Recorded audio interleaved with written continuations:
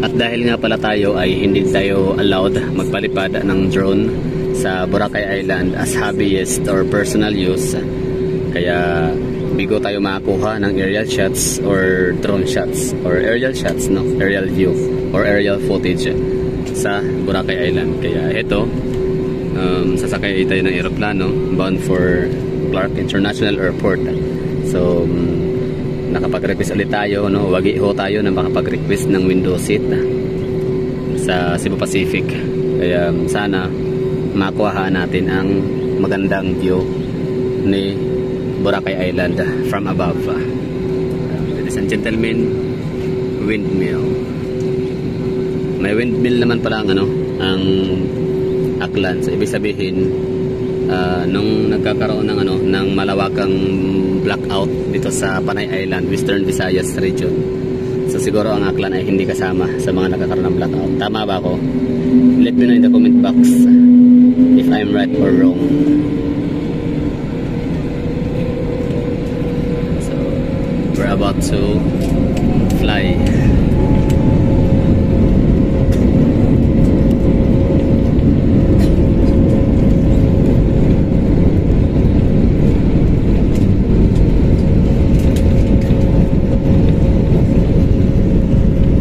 Bago para tong aeroplano natin.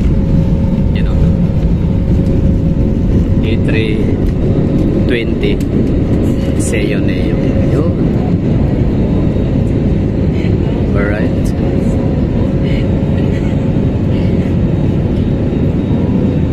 So sana makuha natin ang view ni Boracay Island. At sana si din, Municipal Hall of Malay. Okay.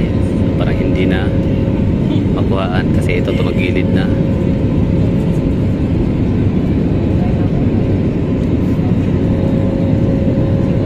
So ito yun ha. Bali ang aking iaalay ko sa inyo na video. Grabe yung tagilid oh. Wagas, akala makatagilid parang no? Ibon. So parang nasa mga 50 or 60% tilting talagang ginawa. Pero okay lang yan, sanay na tayo dyan.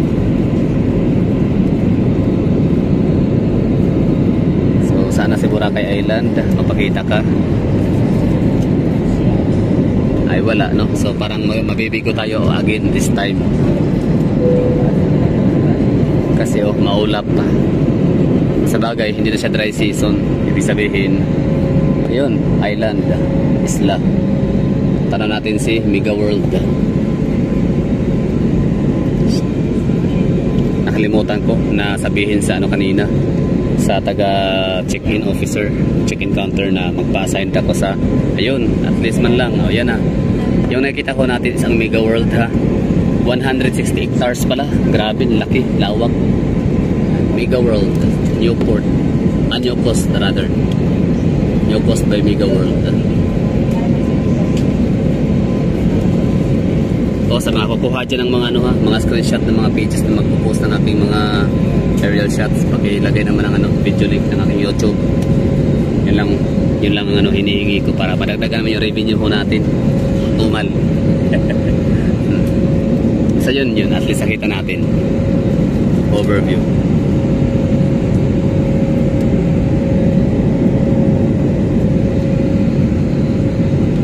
Okay, we're done here. Thank you for watching. So, see you, Clark International Airport. Hararanas po tayo ng kaunting pag-alog.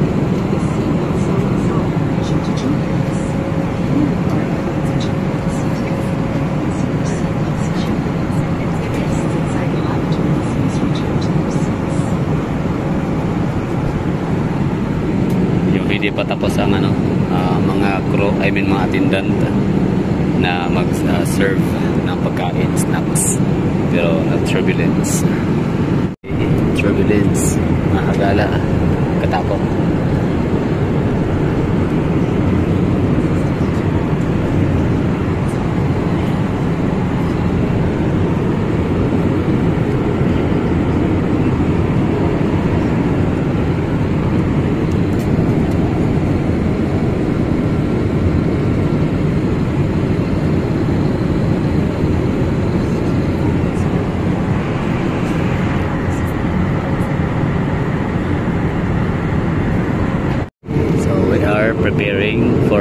final descent.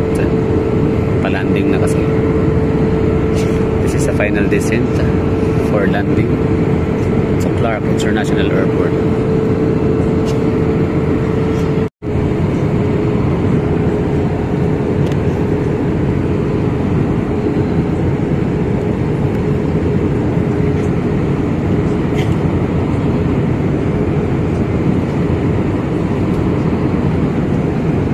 Yun, good luck.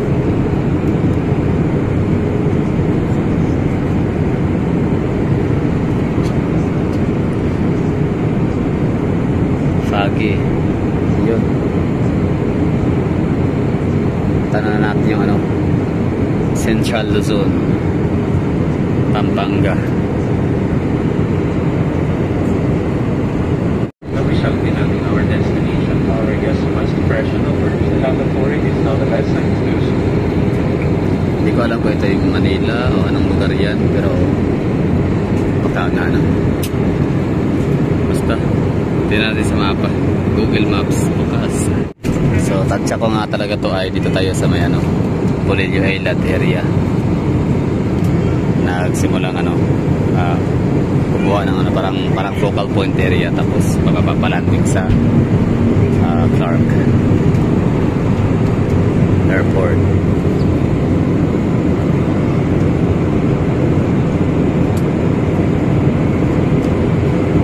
Pero kahit naman siguro hindi tayo makakuha ng ano, overview, aerial view ni Pampanga, Clark, Angeles, Pabalacat via aeroplano. As long as makakaharap din ng perfect flight zone area sa lugar para makapagpalipad ang drone. So okay na siguro yun. Turbulence. Ayun o, Manila, NCR. Yan. So that's ay papaplatan Manila. Oh, wala.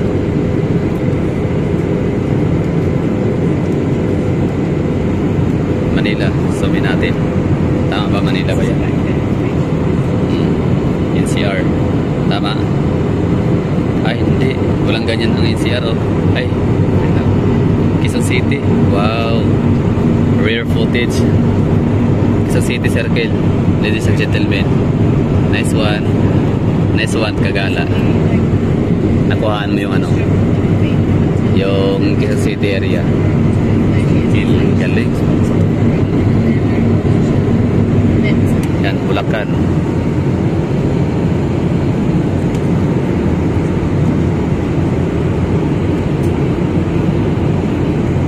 Hindi ko alam kung ito na ba yung ano, magiging new international airport dito sa may Bulacan.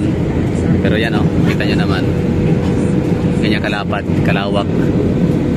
Sayang, hindi ko na nakuhaan agad. Yun lapad pala grabe. So one of these days dyan how tayo maglanding mga Kagala. I-experience natin yan syempre. Mas malapad siya, mas malawak, mas malapad, mas malawak kumpara sa NAIA. Yun ang reclamation yan reclaim area. So that's in sa part of Bulacan sa may Bando area. Malapit lang din sa Manila. Palaisdaan yan. Dapat. Palaisdaan ng Bulacan area. Mga Pandi, Ubando. Anong lugar pa ba yan? Mga Malolos. Tsaka Giginto. Ang Giginto tapos na nadaanan na natin. Palaisdaan. Isipin mo dyan ka nakatira. So mga dyan, source of income ng mga Bulakenyo ay isda. Kaya sa palengke ng Metro Manila, Kamaynilaan, variety of tilapia ang makikita natin. Dagupan, tilapia ng Dagupan, tilapia ng Batangas, tsaka tilapia ng Bulacan. So ang pinaka first class na tilapia ay from Batangas and Dagupan. Tapos ang pinaka the cheapest one is coming from Bulacan. Kaya pag sinabing Bulacan na tilapia, mura siya, hindi siya masyadong sellable. Kasi kasi natry ko na yun na pagpiprituhin mo siya, ang isda ng ano, ang tilapia ng Bulacan, wala ka nang makakain na laman kasi ang matitira puro na lang puto after magprito. Kaya pag bibili ka ng tilapia sa palengke ng Kamaynilaan, tatanungin mo talaga kung saan galing. Although may nakalagay naman tilapia ng Batangas, tilapia ng Bulacan, Dagupan or Batangas. Napakalapad yan. Kaya kapag kunting ulan lang, bahain itong area ng Bulacan.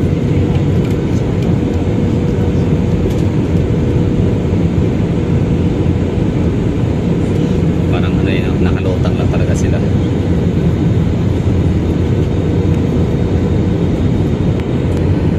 At tumagilid na ulit.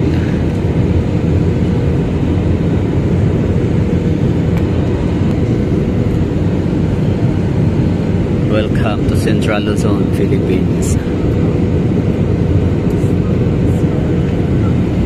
Central Luzon region. Marami tayong rehiyon sa Pilipinas. Cagayan Valley region, Car region or Cordillera Administrative region, Central Luzon region, NCR, Calabar zone or region 4A. Yan. Tapos Bicol region, Panay, Western Visayas region, Eastern Visayas region, Central Visayas region, Northern Central Mindanao, Central Mindanao region, Northern Central Mindanao region, yun. Sorry. Tapos Soxargen region, Davao region, Zamboanga Peninsula, Caraga region. Tama ba? Ilan lahat yun? 13, 14, 17. Barm region. Ayan. Nakalimutan ko muntik na. So, pakipunan na lang, no? Kung meron akong mga nakalimutang rehiyon. Cagayan Valley region, Car region, Central Luzon region,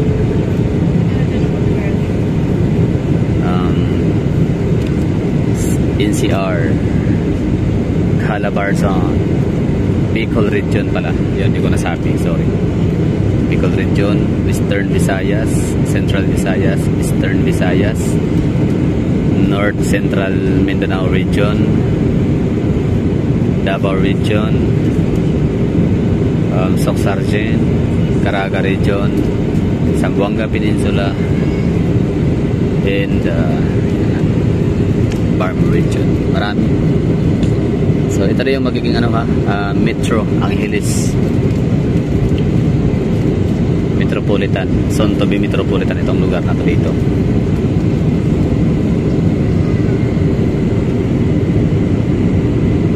So ilan ba ang metro cities sa buong Pilipinas? So marami din, no? Metro Dagupan, Metro Angeles, Metro Bacolod, Metro Iloilo, Pavia, Oton, Guimaras, Metro Davao, Metro CDO, Metro Cebu, Metro General Santos City, Metro Cotabato, Metro Zamboanga, Metro Butuan, Metro CDO. Marami.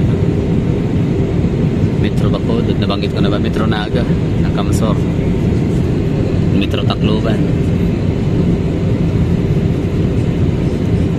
Metro Palawan, syempre, huwag kalimutan. Dapat itong lugar nila talaga dito.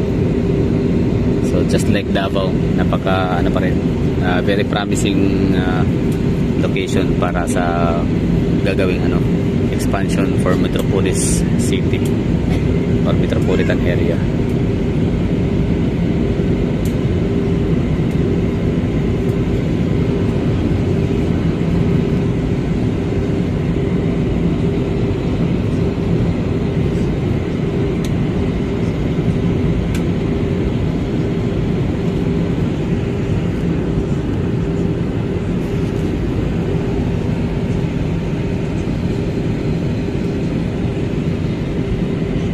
Ito yung natin, aerial view, aerial shots.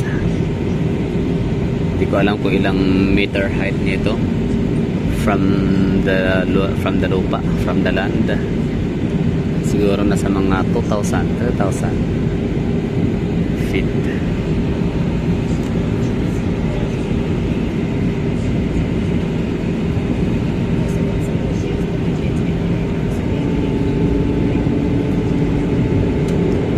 Okay. Parang natatalo natin yung ano, runway. Yan na ba yun? Yan na ba yung runway? Nakikita natin.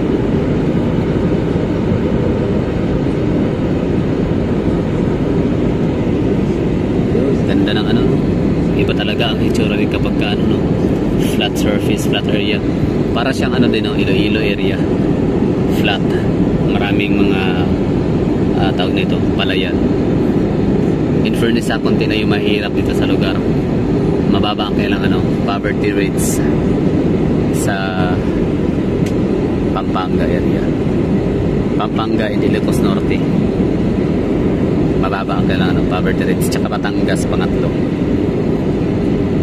Congrats, ako happy ha. Hindi ako taga Batangas, hindi ako taga Pampanga, hindi ako taga Ilocos Norte. Pero pag malaman ko na ano, na konti na yung mga, yung bilang ng mga nasa below poverty, poverty lines na mga tao sa isang lugar, region or probinsya, ako'y natutuwa, ako'y nasisiyahan. Kasi Pilipino rin yung mga yan. So, syempre, sana all, no? Buong Pilipinas talaga. Bababa yung ano, lahat ng rehiyon sa Pilipinas ay magre-reduce ang poverty rates or poverty incidence. Kasi kita paano mga kababayan pa rin natin yung mga yan. Wala tayong naitulong sa kanila financially, pero yun na lang, maging happy na lang tayo, no? Na yung kanyang lugar ay mababa ang poverty incidence. At kung tayo naman, kayo naman, nabilong ho tayo sa mga matataas na, mayayaman na lugar, probinsya, syudad o rehiyon. So, let's be thankful. Huwag na natin gamitin yan para pang ano, pa natin para mas ibaba pa yung ibang nasa mababa na nga, ibaba natin, di ba? Dahil nga sa sila ay mataas ang poverty incidence. Pero siyempre may iba kasi no na nilalait-lait sila. Kung sino pa yung mga mahihirap, sila pa yung mga laitiro. Kaya sige, okay lang, sige, bahala kayo dyan, no? Magana kayo dyan, laitan, walang magagawa. That's all yours. Prerogative po ninyo yan. So di ko alam kung anong lugar yan. Sabihin ko natin, anong lugar po ba yan? Syudad yan eh.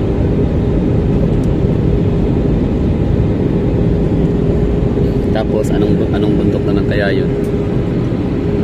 Yan ba yung ano, bundok, yung sumabog na bundok sa ano, Pampanga?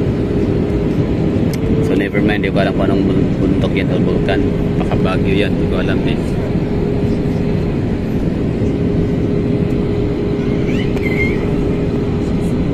Hindi ko masyadong familiar itong himpapawid or airspace and the perspective in topography ni Pampanga kasi hindi ako laging lumalapag dito. So it's my second time. Una kong lipad papuntang Davao, una kong sakay ng aeroplano galing sa Clark International Airport papuntang Davao is VBAC 2019. Tapos December naman 2019 ulit, pabalik ako ng Clark from Davao. So yun ang pangalawa ko na experience na nakalipad dito sa kailangan ng himpapawid. At ito naman yung aking pangatlo, from Boracay, Katiklan papuntang Clark International Airport.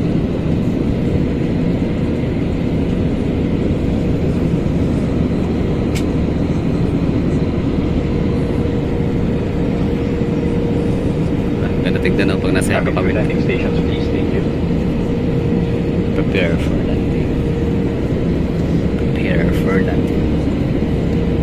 At ito nga pala yung 2019 na experience ko na take off and landing sa Clark International Airport ay sa old terminal. Ngayon ay bago na to, na mas pinaganda, mas pinalaki, mas pinalawak.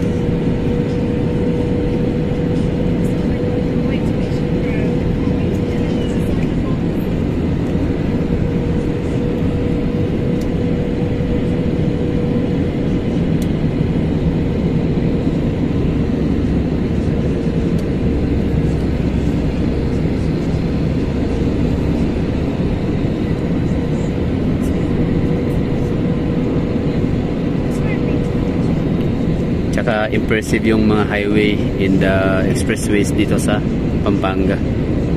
Ganda lang ka ng structures.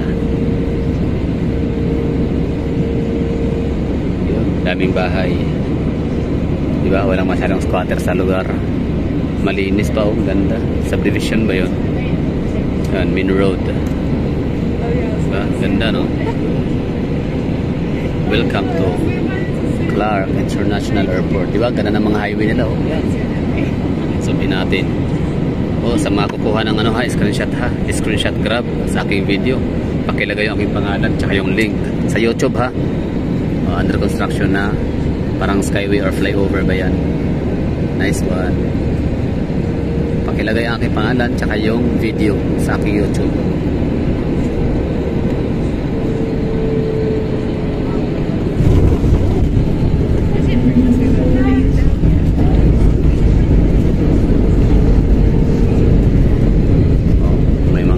Construction ng mga high-rise buildings.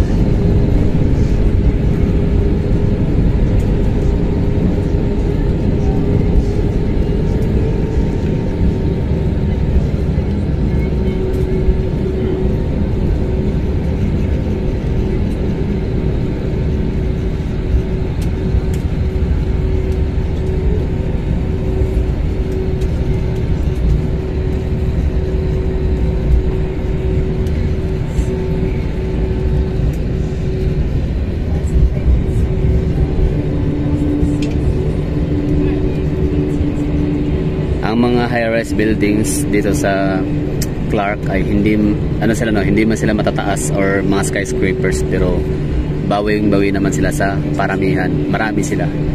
Para sa Davao din, hindi siya intact in one place, pero marami nagsikalat in different parts of the city. Ay, gagi, asan na yun? Yeah. So yung iwan ko kung saan yung ano ha, old airport terminal. Hindi ako sure kung yan ba yun, you know, saan ano yan. Yan ba yun? Yan ba yung luma? Please enlighten me mga taga Clark Airport na nanonood nito. Saan ba yung dati kong nasakyan na nababaan na old Clark Airport Terminal?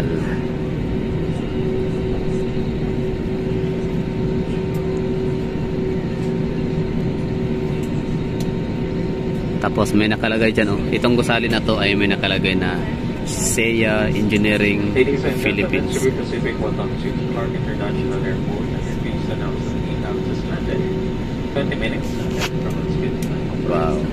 On behalf of the Cebu Pacific team and by flight Captain Kevin Basa alongside his first officer Jose Marisano. Together with the cabin crew team, we'd like to thank you for making Cebu Pacific a part of your important moment. It was truly a pleasure having you on board. Thank you for the flight and positive history. Once again, thank you everyone for flying to Cebu Pacific. So, yun ba yung old airport? Tama ba ako?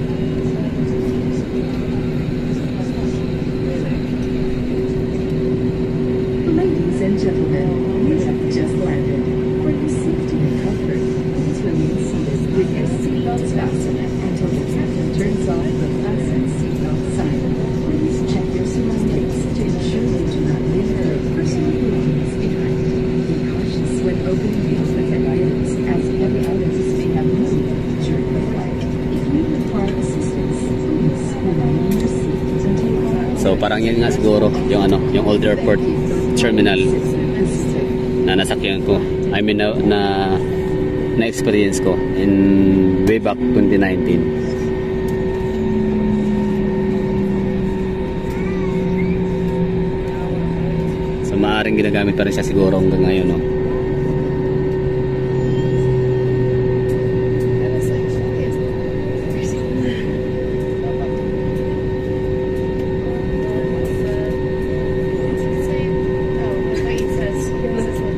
O nga pala, gagawa rin tayo ng vlog mamaya. Sana makagawa tayo sa loob ng international sa airport terminal ng ng Clark.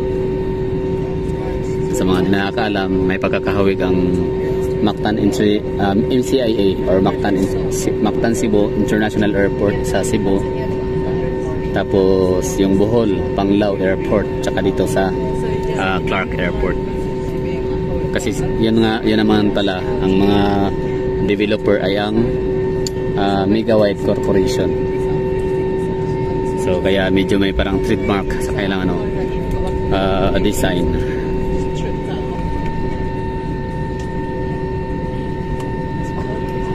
Ito na yata yung pinakamagandang paliparan landingan airport maliban sa Cebu.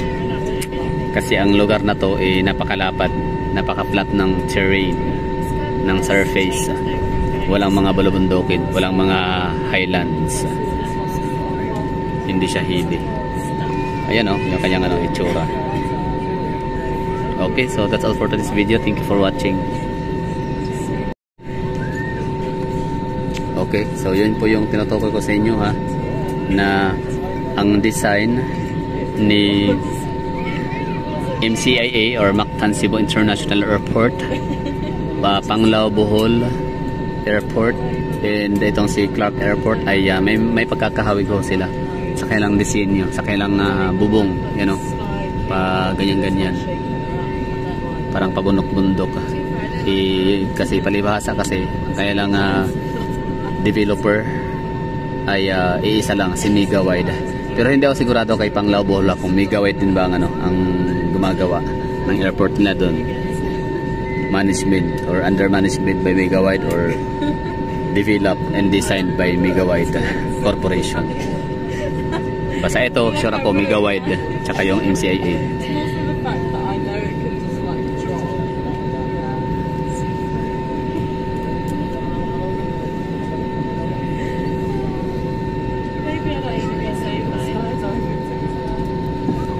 Diba? Ang ganda, ang galing kasi itong Clark International Airport ay nagagamit na ho siya as alternative route or alternative airport or alternative terminal para sa mga babiyahe pa abroad papuntang ibang bansa. So I assume na itong mga kasamahan natin ng mga ibang lahi na kasabay natin ngayon sa flight, baka dito yung kayang nabook na ticket papunta sa kanilang mga bansa. So yun for today's video is itutur ko kayo dito sa loob, kumbaga my first impression and my first ever landing sa new Clark International Airport Terminal. Kung gano'n nga ba kaganda, ano nga ba hitsura niya. Kasi okay na pang vlog dito, iba rin naman kasi yun kasi sa loob lang. Hindi ko na subukang lumapag talaga sa taxiway, sa runway. So ngayon matry na natin kasi nung huli dungaw ako dyan sa taas nagkakape kay Cotton Ying's Coffee Shop. Tapos that time konti lang yung mga shops and stores na makikita sa taas. So di ko alam ngayon kung nadadagdagan na ba siya. Basta may mga nakikita ko mga updates sa Facebook post na dumadami na, paganda ng paganda lalo. Domestic arrival.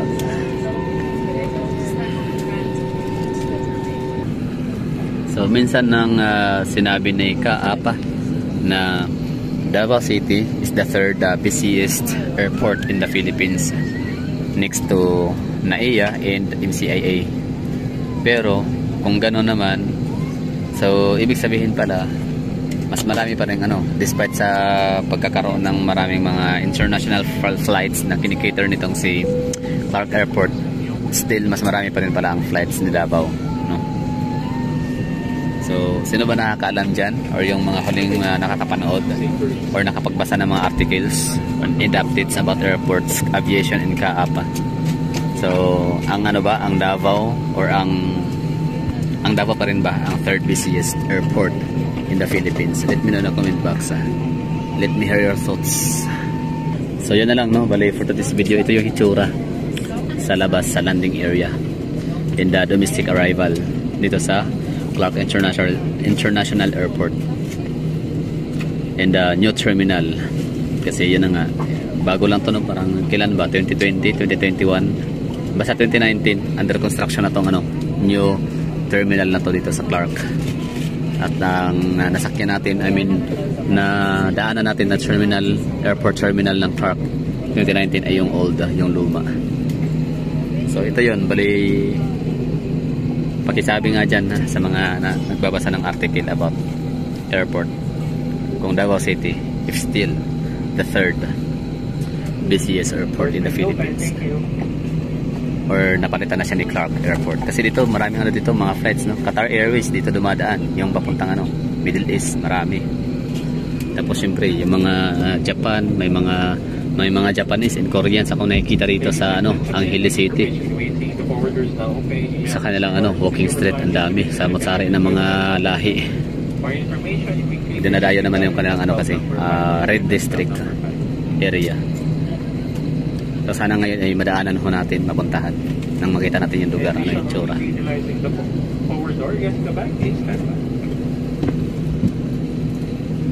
So bago yung aeroplano ng sakyan ho natin, fresh na fresh.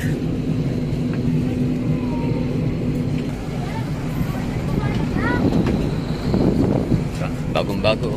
I-compare niya sa mga aeroplanong mga nasakyan ho natin, iba yung kanyang ano eh, yung kanyang lamisa oh. Diba?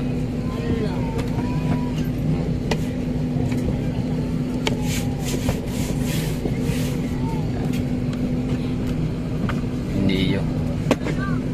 Tanong natin mamaya sa ano, sa mga FA, sa mga crew, kung kailan lang ba to na lapag na gamit, kung gaano ba ito kabago, baga bagong bintura lang, bagong palit ang upuan o ano man, no?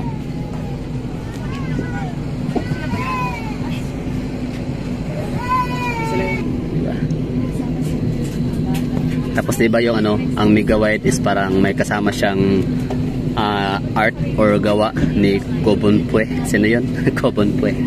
Basta taga Cebu rin, Cebuano na designer, sikat na designer. Siya ang gumawa rin ng ano, mga sikat na boardwalk sa Singapore ba yun?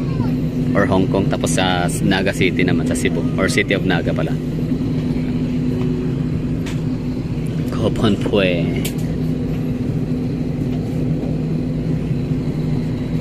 Pero syempre ha, isipin natin, hindi naman siguro i-declare ni Kaap ang mga information kung hindi totoo, no? Bago, nice one. Stick. Ano sa tingin niyo, bago ba talaga to? Bagong gawa? Ibig sabihin bagong manufacture? Or baka bagong palit lang ng mga seats? Eto. Diba?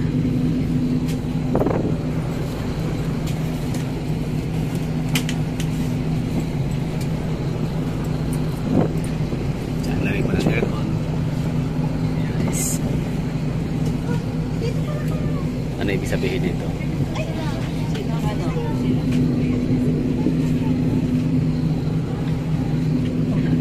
Yan lang. Welcome to Clark International Airport, domestic arrival.